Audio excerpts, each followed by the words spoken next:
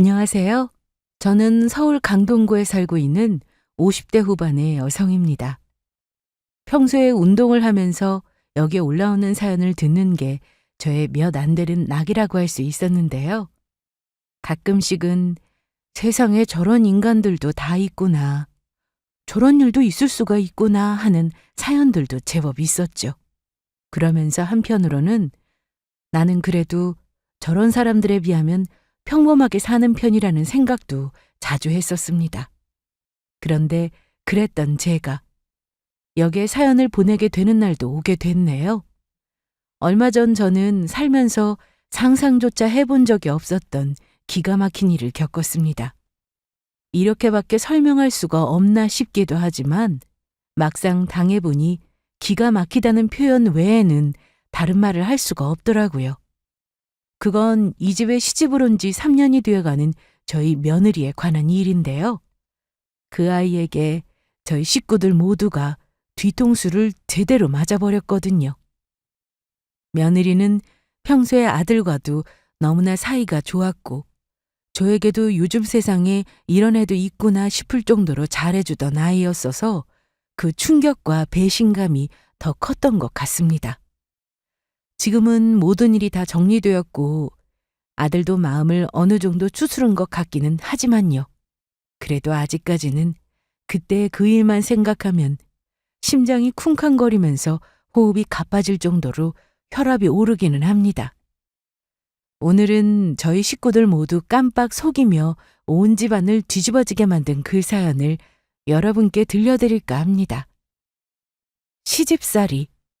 이 단어만 들으면 저는 할 말이 많아지고는 합니다. 옛 시절인 걸 감안하더라도 저는 시댁 식구들로부터 정말 말도 안 될 정도로 호되게 시집살이를 당했었거든요. 특히 돌아가신 저희 시어머니는 동네에 소문이 자자할 정도로 유명했습니다.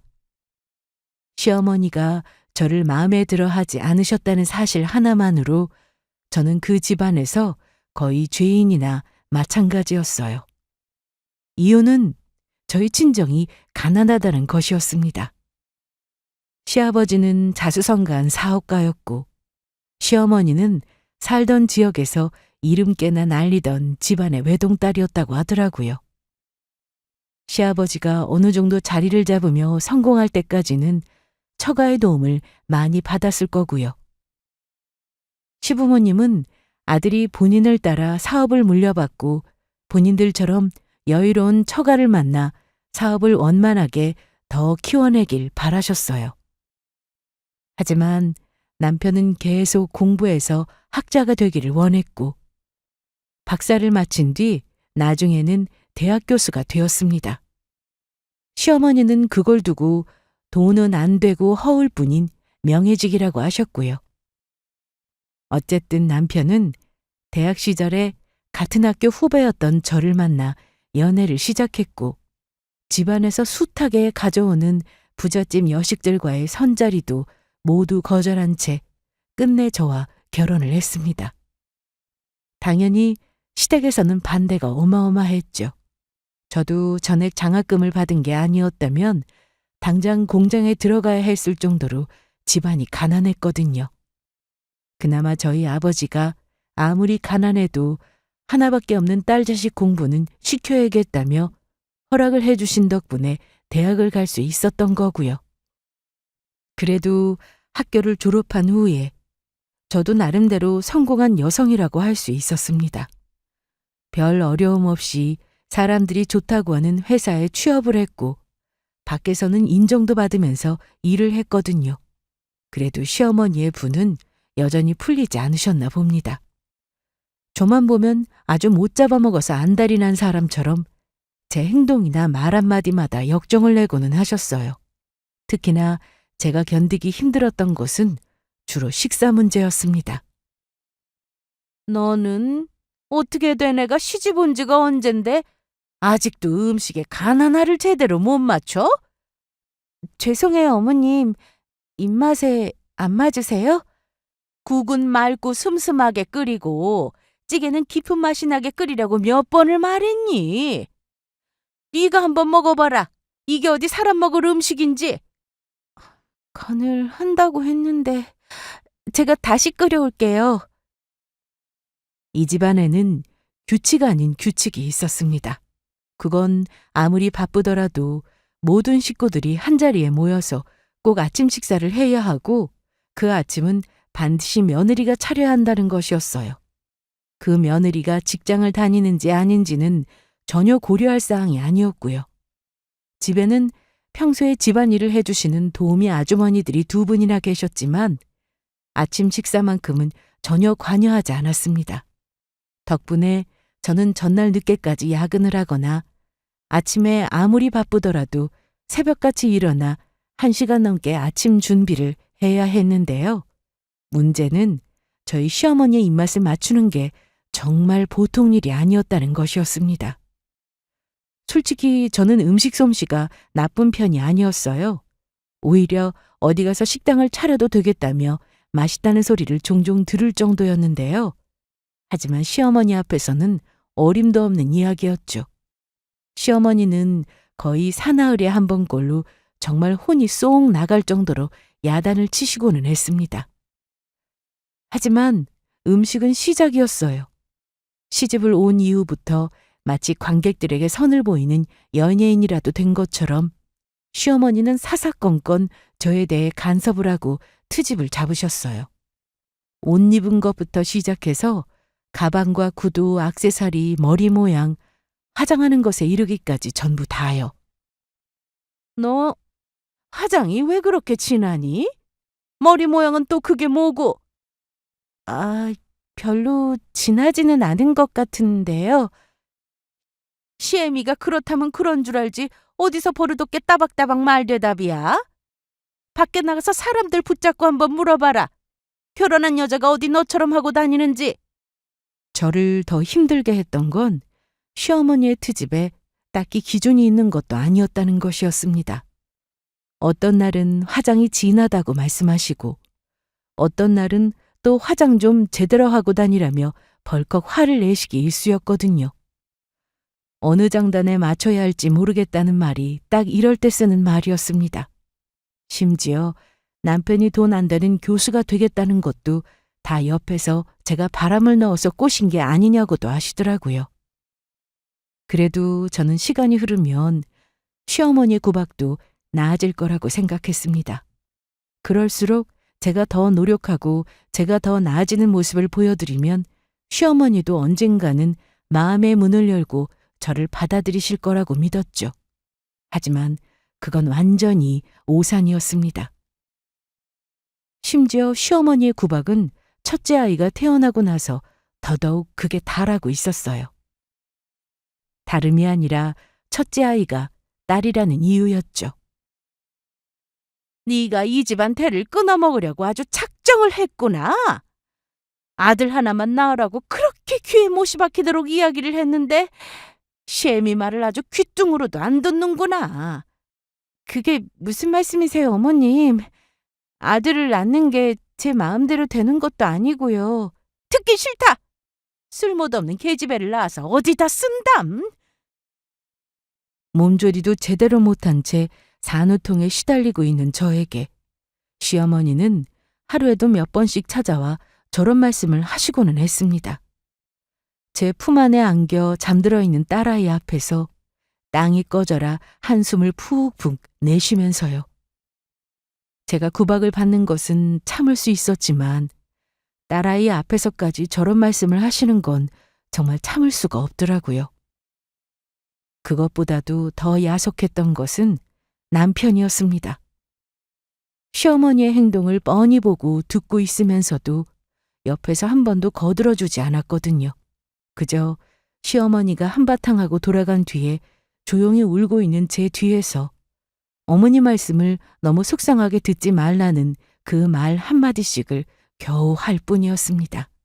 결국 시어머니의 등살을 견디다 못해 저희 부부는 다시 빠르게 둘째를 가져야만 했습니다.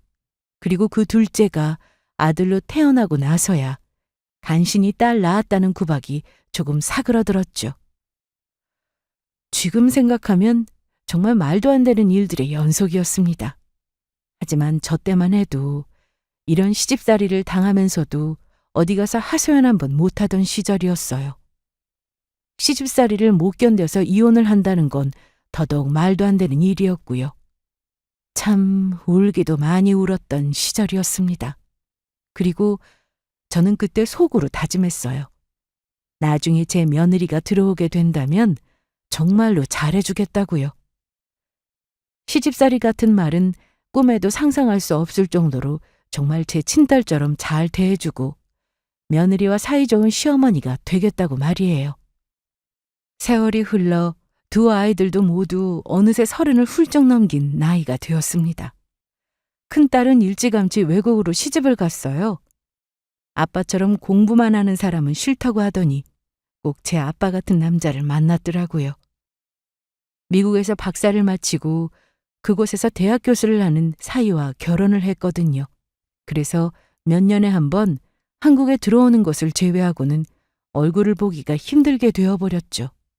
저희 남편은 5년 전에 폐암으로 세상을 떴어요. 이제 제 곁에 남아있는 것은 아들뿐이었습니다. 이 나이쯤 되고 나니 남은 소원이라고는 이제 자식들이 모두 가정을 꾸려서 행복하게 잘 사는 모습을 보는 것 하나뿐이더라고요. 문제는 아들이 도무지 결혼 생각이 없어 보인다는 것이었습니다. 얼굴도 저만 하면 멀쩡하게 잘 낳아두었고 좋은 학교를 보내서 공부도 시킬 만큼 잘 시켰고 성격도 모난 데 없이 예의 바르게 잘 키웠다고 생각했는데 글쎄 그게 저 혼자만의 생각이었던 건지 그것도 아니면 엄마인 제가 모르는 뭔가 다른 문제가 아들에게 있는 건지 아들은 결혼은커녕 연애조차도 하지 않고 있었습니다. 생신 축하드려요, 어머니. 혹시 가지고 싶은 것 있으시면 제발 말씀해 주세요.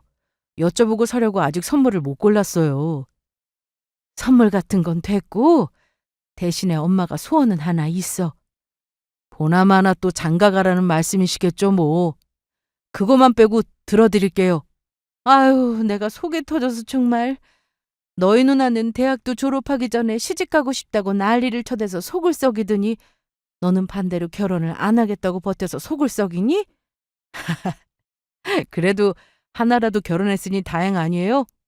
저는 결혼 생각 없어요. 손주는 누나가 낳아줄 거니까 너무 걱정은 하지 마시고요. 누가 손주 때문에 이래? 너 벌써 나이가 몇인데 이대로 평생 혼자 살 거야? 결혼이 하기 싫으면 연애라도 일단 좀 하든가. 여자도 안 만나고. 너 혹시 남자 좋아하니? 아이고, 우리 어머니 또 드라마를 너무 많이 보셨네. 그리고 제가 혹시나 진짜로 남자를 좋아한다고 해도 그건 어머니한테 털어놓겠어요? 저는 하도 속이 터진 나머지 온갖 가정을 다 해두고 아들을 떠보기까지 했습니다. 하지만 아들 녀석은 속 편하게 웃기만 하면서 아니라고 고개를 젓더라고요. 30이 넘도록 지금까지 단 한 번도 여자를 만나는 걸 본 적이 없다고 하면 믿으시겠어요? 딸아이는 한창 때는 1년에도 2~3번씩 남자친구가 바뀌어서 저와 남편을 기절하게 만들었었는데 아들은 딱 그 정반대였습니다. 제가 이런 걱정을 하면 저희 친구들은 다 큰 아들 연애 걱정은 뭐하러 하냐며 웃기만 하더라고요. 제가 몰라서 그렇지 뒤로는 다 알아서 연애를 잘하고 있을 거라면서요. 정말 그런 거라면 다행이었지만 어쩐지 제 촉은 그렇지 않은 것 같았어요. 오죽 답답했으면 제가 용하다는 점집까지 찾아가서 아들이 혼자 살 팔자인지를 물어봤다니까요. 혼자 살 팔자는 아니야. 아유, 그래요? 그런데 뭐 굳이 결혼을 해야 되나 싶기는 하네. 배우자 운이 썩 좋지도 않거든. 아들이 결혼만 하면 소원이 없을 것 같은데. 큰 마음 먹고 찾아간 점집에서도 배우자 운이 나쁘다는 소리를 듣고 나니 정말 하늘이 무너지는 것 같더라고요. 제 입장에서는 아들이 혼자 사는데 이유 같은 이유가 있는 것도 아니었습니다. 그냥 결혼 생활이 본인과 맞지 않을 것 같다나 뭐라나요? 미국에 있는 딸에게 하소연을 했더니 때가 되면 알아서 가겠지 뭘 그렇게 재촉을 해대냐며 태평한 소리만 해댔습니다. 심지어 요즘은 혼자 사는 게 속 편하다는 소리까지 하더라고요. 그런데 결혼도 다 때가 있다는 말이 맞기는 맞았던 걸까요? 아들 문제에 대해서 마음속으로 조금씩 내려놓고 있을 때쯤이 되니 아들에게 여자친구가 생겼다고 하더라고요. 정말이야? 진짜로 만나는 아가씨가 있어? 그렇다니까요. 어머니가 들으면 진짜 좋아하실 줄 알았는데. 당연히 좋지. 말해 뭐해. 믿기지가 않아서 그러지. 그래, 뭐하는 아가씨야? 나이는 몇 살이고? 성격은 어때? 그렇지 않아도 조만간에 집으로 데려와서 인사시키려고요. 그때 어머니가 직접 보세요. 질문 세례를 퍼부는 저를 보며 아들은 그저 아무런 대답 없이 웃기만 했습니다. 집에 데려와서 인사까지 시킨다는 걸 보니 진지한 마음으로 만나는 것 같더라고요. 아들도 벌써 나이가 30대 중반이 다 되었으니 누구를 만나든 진지하게 만나는 게 당연한 일이기는 했어요. 그날 밤에 얼마나 기분이 좋던지 저는 밤새 한숨도 자지 못할 정도였어요. 연애도 안 하고 결혼도 안 하고 저러다 독거노인으로 혼자 늙어 죽는 게 아닌가 싶었던 아들이 여자를 만난다니 조상님께 감사드리고 싶은 심정이었습니다. 안녕하세요, 어머님. 이지수라고 합니다. 아유, 우리 기현이한테 이야기만 들었었는데 드디어 만나게 됐네요. 도대체 어떤 아가씨인가 내가 얼마나 궁금하던지. 아, 기다리시는 줄 알았으면 더 빨리 찾아뵐 걸 그랬어요. 며칠 뒤에 아들은 여자친구를 집으로 데려왔어요. 아들보다는 한 살이 어리다고 하더라고요. 얼굴도 차만히 예쁘고 성격도 싹싹한 데다 예의도 바르고 방긋방긋 웃기도 잘하는 게 참 호감형인 아가씨였습니다. 아들 녀석이 좋아할 만도 하겠구나 싶더라고요. 두 사람은 운동을 하다가 만났다고 들었습니다. 듣기로는 무슨 한강에서 함께 달리기를 하는 모임에서 만났다고 하던데 요즘은 그런 게 또 유행이라고 하더라고요. 우리 때는 운동은 혼자서 하는 게 당연했는데 아무튼 어디를 가든 뭘 하든 그렇게라도 제 짝을 만났다니 천만다행이 아닌가 싶었습니다. 이 녀석이 여자도 안 만나고 결혼 생각도 없다고 해서 내가 얼마나 그동안 속을 끓였는지 몰라요. 그러셨을 것 같아요. 오빠가 원래 그전까지는 비혼주의였다고 하더라고요. 내가 저 나이 때는 애가 곧 중학교에 들어갈 나이였는데 엄마 마음도 모르고 그렇게 느긋한 소리나 해대고 있으니 속이 터져서 정말. 원래 아들들이 다 그렇더라고요. 제 남동생도 오빠랑 똑같거든요. 엄마가 늘 답답하다고 하세요. 제 말에 맞다며 맞장구를 치는데 속이 뻥 뚫리는 느낌이었습니다. 예비 며느리는 공무원으로 사회복지 관련 부서에서 일을 한다고 했습니다. 일을 하면서 매일같이 만나는 게 저와 비슷한 나이대의 사람들이라고 하더라고요. 그래서인지 제 말에 공감도 잘하고 거기다 눈치도 빨라서 무슨 말을 해도 찰떡처럼 잘 알아듣더라고요. 사실 제 주위에는 젊은 며느리와 도무지 대화가 통하지를 않는다며 답답해하는 친구들도 많았습니다. 대화가 안 통하는 정도면 다행이었어요. 무슨 말을 해도 뚱한 얼굴을 하고 있고 조금만 싫은 소리를 하면 아예 입을 다물어 버린다고 하더라고요. 아주 상전이 따로 없어서 오히려 본인들이 며느리 비위를 맞추고 있다고요. 그럴 때마다 저는 그런 며느리라도 있으면 소원이 없겠다며 타박을 하기는 했지만 그래도 내심은 정말 그런 며느리가 들어온다면 어떨까 하는 걱정을 하기도 했었습니다. 특히나 아들이 여자친구를 데려오겠다고 한 뒤부터는 더욱이요. 그런데 다행스럽게도 이렇게나 성격이 좋고 저와 대화도 잘 통하는 아가씨를 데려왔지 뭐예요? 반대할 이유가 없었죠. 굳이 꼽자면 딱 한 가지 눈에 조금 차지 않는 부분이 있기는 했습니다. 그런데 부모님은 무슨 일을 하신다고요? 아, 저희 아버지는 건설 현장에서 일을 하시다 지금은 쉬고 계세요. 어머니는 여기저기서 일하시다가 지금은 식당에서 일하세요. 이야기를 들어보니 예비 며느리의 집안 사정이 많이 어려운 모양이더라고요. 친정아버지는 공사판에서 하루하루 일당을 받는 일을 하셨다고 하는데 말하자면 막노동이었겠죠. 이제는 나이가 많고 몸이 힘들어서 그것마저도 관두고 집에서 쉬신다고 하더라고요. 친정어머니는 아직까지 시내에 있는 한 고깃집에서 일을 한다고 했고요. 학력도 두 분 다 고졸이시더라고요. 다른 친척들은 이 집안 사정을 듣더니 너무 차이가 나는 것 아니냐며 기겁을 하더군요. 하지만 저는 그게 뭐 큰 문제가 있으랴 싶었습니다. 저도 못 사는 집안의 딸이었으니까요. 집이 가난하다고 반대한다면 저희 시어머니와 다를 게 뭐가 있겠나 싶더라고요. 거기다 우리 집 형편이 처가에 기대야 할 정도로 어려운 것도 아니었고요. 저는 흔쾌히 이 결혼을 허락했습니다. 둘 다 나이도 있는데 결혼식을 더 미룰 이유가 없었습니다. 마음만 맞는다면 최대한 빨리 식을 진행하라고 말했죠. 두 사람은 최대한 빠른 식장을 잡아서 얼마 후에 결혼을 했습니다. 예상했던 대로 사돈댁에서는 미안하지만 도와줄 수 있는 돈이 한 푼도 없다고 하더라고요. 예비 며느리도 박봉인 공무원인지라 모아둔 돈이 그리 많지 않았고요. 저는 아들에게 혹여라도 돈 문제 때문에 얼굴 붉힐 일은 만들지 말고 우리 쪽에서 해결하자고 말을 했습니다. 아들에게는 이미 결혼 전에 돈을 모아서 사두었던 작은 아파트 한 채가 있었습니다. 조금 오래되긴 했어도 그 정도면 신혼집으로 삼아 출발하기 딱 좋았죠. 그 밖에 결혼식에 드는 다른 비용들과 큰 돈이 드는 가전이나 가구들은 모두 제가 도와주었습니다. 예비 며느리에게도 부담 갖지 말고 할 수 있는 만큼만 해오면 된다고 말했고요. 고마워하는 며느리에게 저는 당부했습니다. 나는 다른 건 아무것도 바라는 게 없다. 앞으로 너희 둘에서 서로 아껴주면서 다투지 말고 행복하게 잘 사면 그걸로 된 거야. 감사해요, 어머님.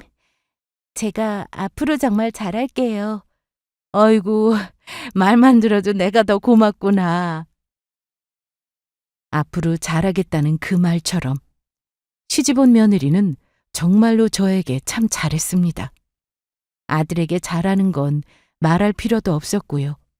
거의 매일 저에게 안부 전화를 하다시피 해서 제가 어떻게 지내는지 오늘 하루는 무슨 일이 있었는지를 종알종알 읊기도 했고요. 주말에는 불쑥 찾아와 함께 나들이를 가자며 제 팔짱을 끼고 나서기도 했습니다. 어머님, 여기 근처에 TV에 나오는 맛집 생긴 거 아세요? 어? 이 동네에 그런 게 있어? 저기 마트 쪽 사거리 앞에요. 아까 오다가 봤는데 줄을 얼마나 길게 섰는지 몰라요. 인터넷에 찾아보니까 방송에 나오고 나서 유명해졌다는데 저희도 한번 가봐야 하지 않겠어요? 아이고, 줄까지 서야 한다며. 나는 됐고 그냥 기현이랑 너희 둘이나 다녀와라. 에이, 줄은 그 사람이 서겠대요. 어머님이랑 저는 여기서 쉬다가 전화하면 나오라고 하던데요. 가실 거죠, 어머님? 네? 하도 팔짱을 끼고 다정하게 다녀서 그런지 밖에서 저희를 본 사람들은 엄마랑 딸이 사이가 너무 좋아 보인다며 부럽다고까지 하더라고요. 그것도 한두 번이 아니었습니다. 그럴 때마다 며느리는 오히려 능청스럽게 저를 꼬악 껴안고는 엄마랑 모처럼 데이트하러 나왔어요 라고 대답하고는 했고요. 그런 소리를 하도 듣다 보니 저도 나중에는 며느리가 정말 딸처럼 느껴지더라고요. 친딸은 멀리 있어서 잘 볼 수도 없고 아들은 무뚝뚝한 성격이라 이런 재미는 느껴보지 못했었는데 말년에 내가 무슨 복이 있어서 이런 호사를 다 누리나 싶을 정도였습니다. 시간이 흐르면서 가까이에서 지켜본 며느리는 첫인상과 마찬가지로 여전히 흠잡을 데 없이 괜찮은 아이였습니다. 다만 딱 한 가지, 어렵게 자라서 그런지 평소에 돈에 예민하고 돈 욕심이 많더라고요. 조금만 깊이 대화를 나눠보면 느낄 수 있었지만 며느리의 관심사는 항상 돈과 좋은 아파트, 좋은 차, 부수입, 재테크 같은 것들이었습니다. 밖에 나가서 어디를 놀러 가더라도 할인 쿠폰에 적립, 포인트 같은 것들을 악착같이 챙겨댔고요. 심지어 어느 날 하루는 깜빡 잊고 커피 매장에서 적립을 못했다며 15분이나 걸리는 길을 되돌아오기까지 했습니다. 요즘은 다들 투잡 쓰리잡 뛰면서 돈도 잘 모으더라고요. 저도 이럴 줄 알았으면 공무원 말고 다른 걸 할 걸 그랬어요. 대신에 너는 나중에 연금이 나오지 않니? 투잡도 체력 좋은 사람이나 하는 거지. 너처럼 몸 약한 애들이 하다가는 병 난다. 며느리는 관심이 많은 것에 비해 정작 공무원 신분이라 다른 일을 구할 방도가 없다며 늘 아쉬워하고는 했어요.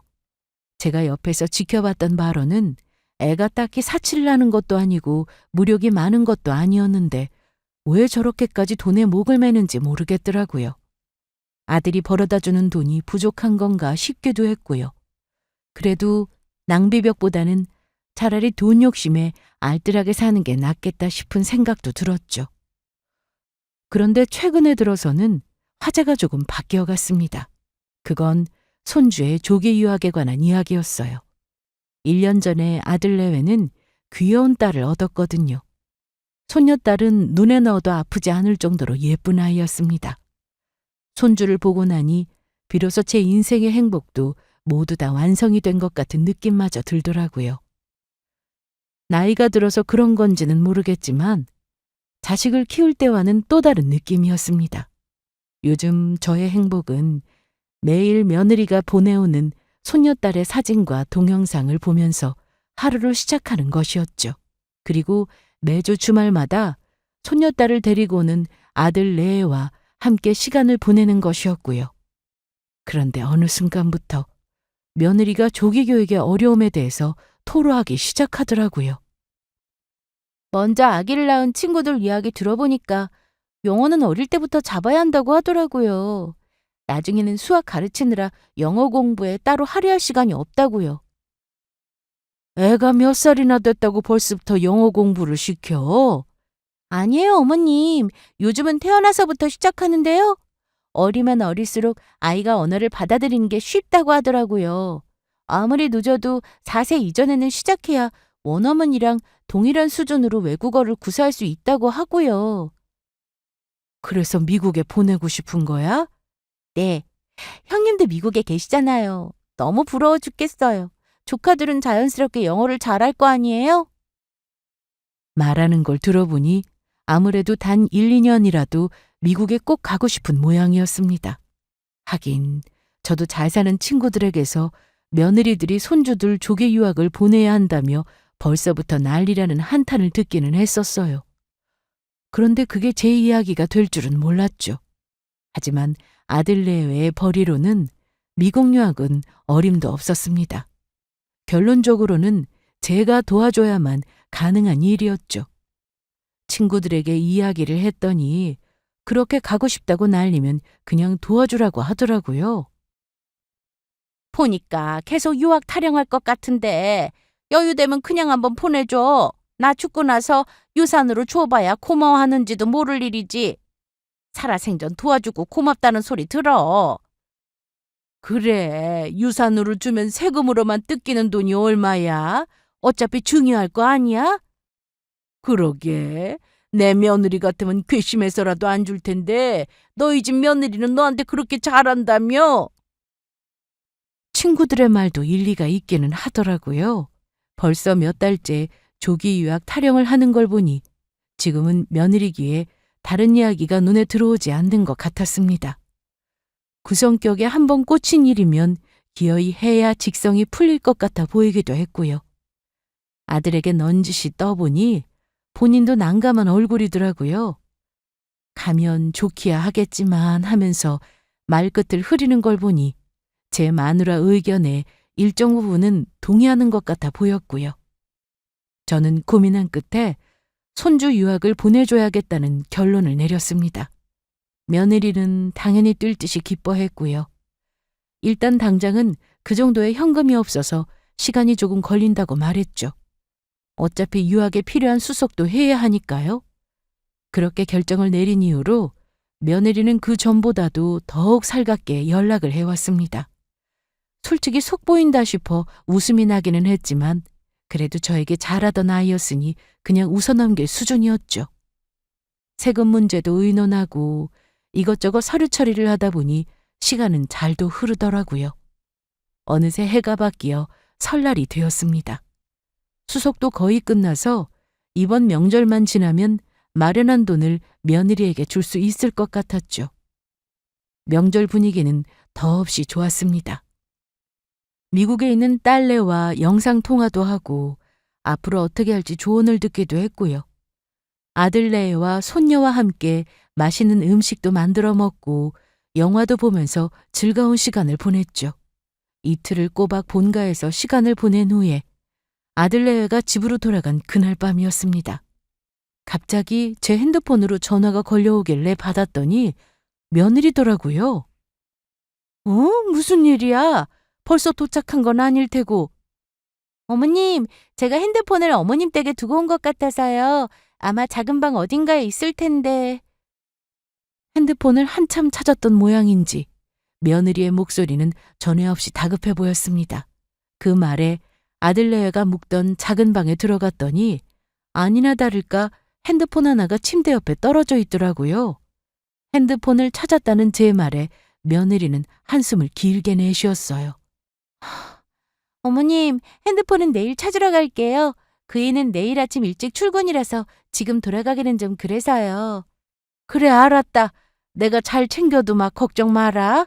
그리고 배터리가 다를까봐 그러는데 제 핸드폰은 꼭 꺼주세요. 어떻게 끄는지 아시죠, 어머님? 며느리는 전화를 끊기 전에 본인의 핸드폰을 꺼달라며 몇 번씩이나 강조했습니다.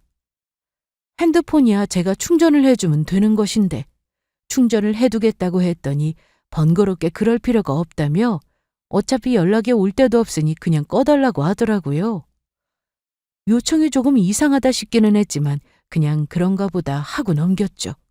그런데 더 이상한 일은 바로 그날 밤에 벌어졌습니다. 명절의 여파로 저도 피곤했는지 TV를 보고 있다가 잠이 드는 줄도 모르고 어느새 골아떨어져 있던 참이었어요. 요즘은 초저녁 잠이 많아져서 이렇게 기절하듯 잠이 드는 경우가 많았거든요. 그런데 새벽 2시쯤이나 됐을까요? 저는 갑자기 울리는 커다란 벨소리를 듣고 화들짝 놀라며 자리에서 벌떡 일어났습니다. 제가 귀가 좀 많이 예민한 편이라 평소에도 작은 소리를 민감하게 듣고는 했거든요. 그래서 제 핸드폰은 자기 전에 알림들을 모두 무음으로 맞춰두고는 했는데 이 새벽에 낯선 벨소리를 들었으니 당연히 놀랄 수밖에요. 벨소리의 정체는 머리맡에 두었던 며느리의 핸드폰이었습니다. 제가 깜빡하고 핸드폰 전원을 끄지 않았더라고요. 화면을 보니 김선영이라고 여자 이름이었습니다. 이 새벽에 무슨 일인가 싶었지만 저러다 말겠지 싶어서 그냥 받지 않고 내버려 두었죠. 그런데 전화가 끊어질 기미가 없이 계속해서 울리더라고요. 저는 결국 전화를 받았습니다. 사정을 설명하고 끊으려고 하던 것이었죠. 그런데 이제야 봤네. 왜 이렇게 연락이 안 돼? 명절이라지만 좀 너무한 거 아니야? 화면에는 분명히 여자 이름이 떠 있었는데 핸드폰 너머로는 굵직한 남자의 목소리가 흘러나오고 있었습니다. 저는 순간 당황스러워서 말문이 막혔어요. 제가 대답이 없자 남자가 다시금 재촉을 하더라고요. 지수야, 내 목소리 안 들려? 누구세요? 지수는 저희 며느리 이름이었어요. 제가 누구냐고 묻자 이번에는 상대 쪽의 남자가 당황하더라고요.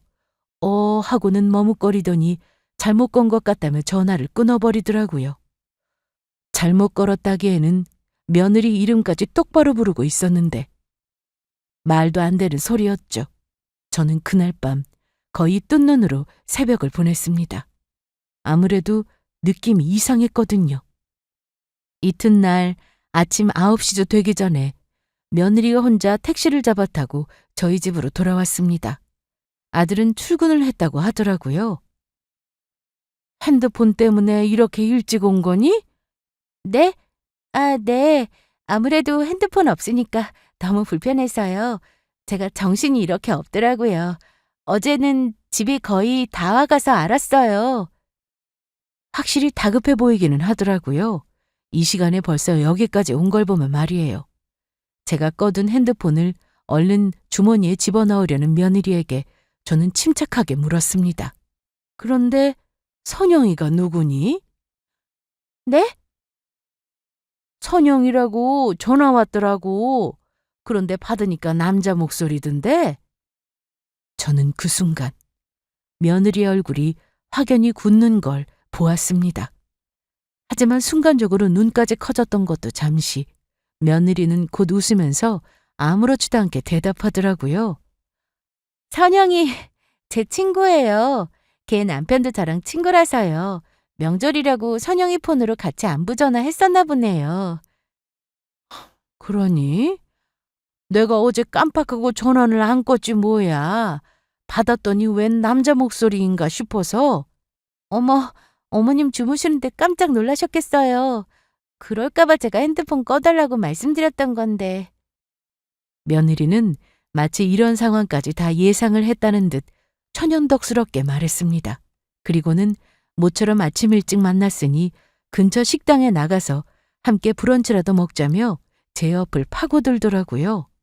그렇게 화제는 곧 자연스럽게 브런치 메뉴로 넘어갔고요. 하지만 저는 내내 찜찜하던 기분을 지울 수가 없었습니다. 깊은 고민 끝에 결국 친구를 통해 소개를 받은 심부름센터에 며느리의 뒷조사를 맡겼어요. 뒷조사를 맡기면서도 이게 정말 맞는 건가 싶은 생각과 함께 아무것도 모르고 있을 며느리에게는 미안한 마음까지 들더라고요. 하지만 소개를 해준 친구의 말을 듣고는 마음을 굳게 먹었습니다.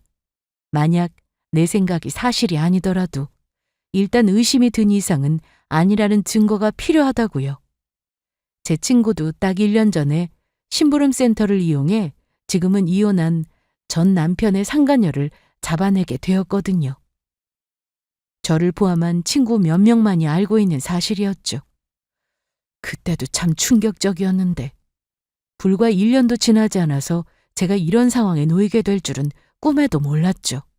그리고 정확히 2주 뒤 다시 심부름센터에 방문한 저는 믿고 싶지 않은 엄청난 진실을 알게 되었습니다. 의뢰인분이 예상하시던 대로 이지수 씨는 전화를 걸어왔던 그 남자와 깊은 관계인 것으로 보입니다. 그리고 그 상대방은 남편인 장기현 씨를 만나기 직전에 만났던 전 남자친구입니다.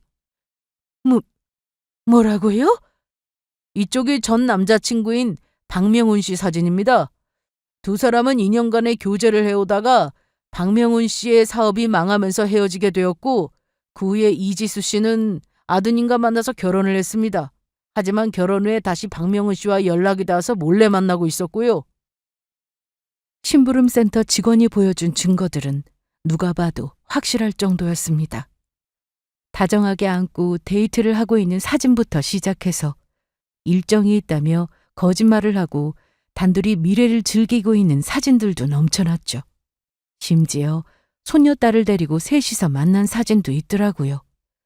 그걸 보자마자 저는 구역질이 날 것 같아 한참이나 가슴을 두드려야만 했습니다. 전 남자친구와는 이미 주말 부부처럼 주기적으로 만나고 있는 사이더군요. 아드님과 이혼할 계획도 이미 세운 것으로 보이고요. 하지만 의뢰인분이 주기로 약속했다던 돈이 문제였습니다.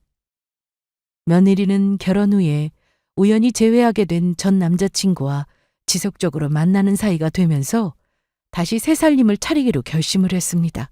하지만 여전히 그 남자에게 돈이 없다는 것이 가장 큰 걸림돌이었어요. 그래서 나름대로 고민한 끝에 치밀한 계획을 세웠습니다.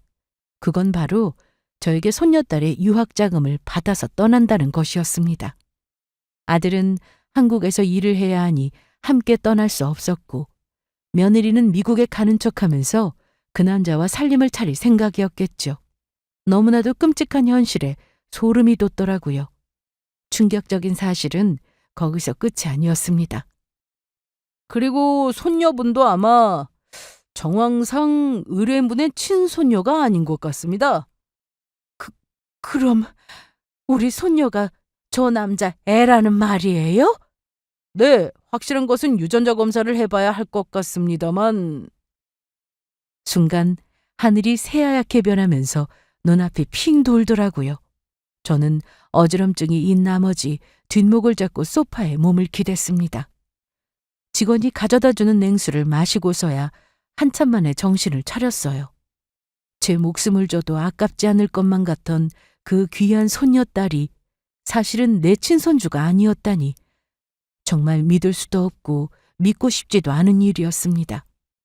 온몸이 부들부들 떨리더라고요. 그 후로 저는 센터 직원을 통해 지속적으로 며느리의 행적에 대해서 보고를 받았습니다. 몰랐는데 그 남자를 일주일에 2~3번씩이나 만나더라고요. 심지어 그놈은 이사까지 해서 며느리와 같은 동네에 살고 있었습니다. 내 아들의 바로 코앞에서 바람을 피우고 있었던 거죠. 저는 며느리가 그 남자를 만나고 있을 때마다 연락을 했습니다. 그리고 약속했던 유학비를 줄 것처럼 저희 집으로 불러댔어요. 그때마다 며느리는 헐레벌떡 택시를 타고 달려오고는 했죠. 어머님, 저 왔어요. 어머, 내가 지금 오지 말라고 전화하려던 참이었는데. 네? 아니, 방금 세무사랑 통화를 해보니까 세금 문제 때문에 당장은 현금을 빼면 안 된다고 하더라고. 아, 무슨 세금 문제길래. 글쎄, 방금 들었는데 복잡해서 나는 잘 모르겠고 아무튼 며칠 더 걸린다니 오늘은 안 되겠구나. 어떡하니? 아, 아니에요. 온 김에 어머니랑 데이트나 하고 가면 되죠. 며느리는 아무렇지도 않은 것처럼 웃었습니다. 하지만 며칠 뒤에도 같은 일이 반복되었습니다.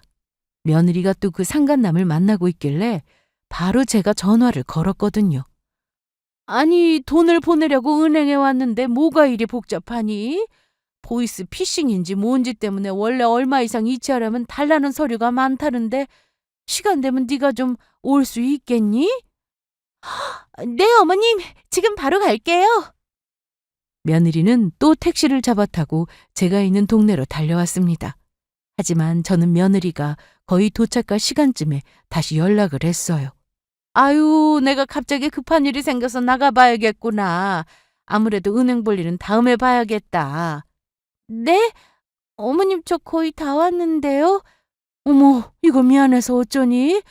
나도 출발했는데 볼일 보고 돌아오면 은행 문 닫을 시간일 것 같구나. 아, 괜찮습니다. 그럼 뭐 다음에 다시 올게요. 하지만 그 다음에도 이런 일이 끝없이 반복되었어요. 한 달쯤 지나고 나니 며느리도 더 이상은 태어난 연기를 잘 해내지를 못하더라고요.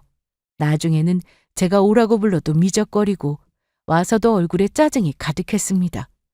그러면서도 혹시나 하는 마음에 또 오지 않을 수는 없어서 편도로 거진 2시간이나 되는 거리를 매번 달려왔고요. 그리고 드디어 오늘이 한 달을 이어온 연기의 마지막 날이었습니다. 어제 바로 제가 몰래 의뢰했던 손녀딸의 유전자 검사 결과가 나왔었거든요. 오늘도 허탕을 친 채 짜증을 내며 돌아간 며느리는 집으로 가지 않고 곧장 그 남자를 만나러 떠났죠. 저는 미리 대기하고 있던 아들의 차를 함께 타고 그 길로 며느리의 뒤를 밟았습니다. 도착한 곳은 심부름센터 직원이 미리 미래의 장소라고 알려주었던 상간남의 집 앞이었어요. 상간남의 차에서 내린 며느리가 그 남자의 손을 잡고 그 남자 집으로 들어가고 있었습니다. 아들에게 모든 사실을 알린 것은 바로 어젯밤이었습니다. 유전자 검사 결과지를 받은 직후였죠.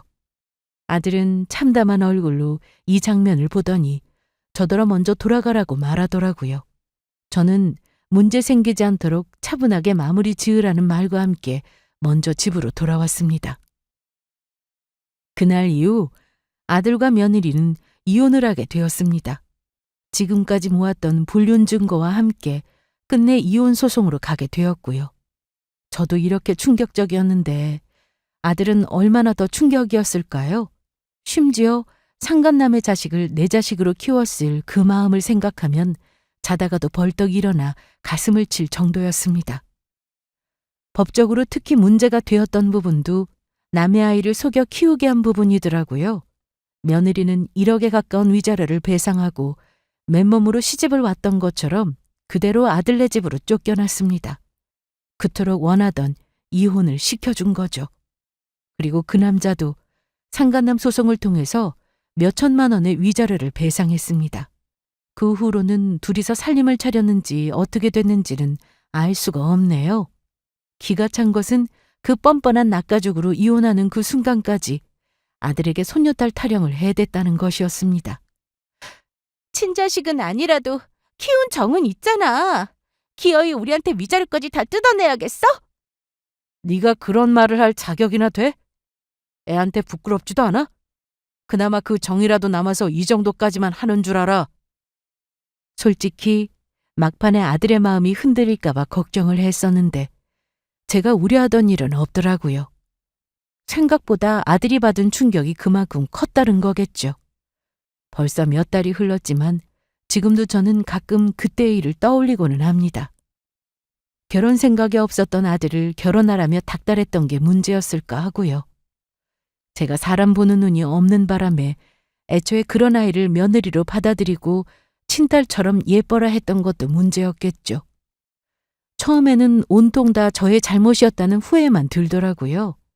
하지만 시간이 흐르고 나니 이제는 그런 생각도 들고는 합니다. 어차피 일어날 일은 인력으로 막을 수 없었을 것이고 그때는 그게 최선이었을 거라는 생각이요. 이제와 돌이킬 수 없는 일을 계속해서 후회하는 것보다는 앞으로 어떻게 잘 살지를 걱정하는 편이 더 낫겠다는 생각도 들었죠. 아들도 이제는 마음을 많이 추스른 것 같았습니다. 이혼 직후 그동안 아들은 집에만 틀어박혀서 꼼짝을 않고 있었거든요. 죽은 사람처럼 벽을 보고 잠만 자고 있었고요. 하지만 얼마 전에는 휴가를 길게 쓸 수 있게 되었다며 미국에 있는 제 누나에게 놀러 가자는 이야기를 하더라고요. 다행이다 싶었죠. 시간이 약이라는 말처럼 모든 것이 곧 괜찮아지기만을 바랄 뿐입니다. 여기까지 들어주셔서 감사합니다.